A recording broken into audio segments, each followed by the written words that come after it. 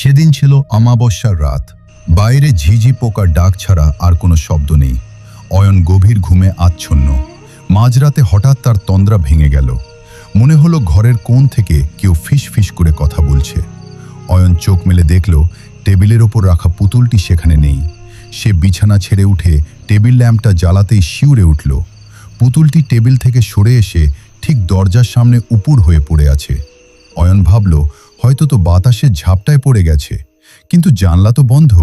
সে পুতুলটি তুলে আবার যথাস্থানে রাখল, কিন্তু এবার লক্ষ্য করল পুতুলের ঠোঁটের কোণে যেন একটা সূক্ষ্ম হাসি ফুটে উঠেছে, যা আগে ছিল না। অয়নের মেরুদণ্ড দিয়ে একটা শীতল স্রোত বয়ে গেল। অয়ন যখন ড্রেসিং টেবিলের সামনে দাঁড়িয়ে আয়নায় নিজের মুখ দেখছিল, তখন সে আয়নার এক কোণে পুতুলের প্রতিফলন দেখল। পুতুলটি তার ঠিক পেছনে মেঝেতে দাঁড়িয়ে। অয়ন দ্রুত ঘাড় ঘুরিয়ে পেছনে তাকালো।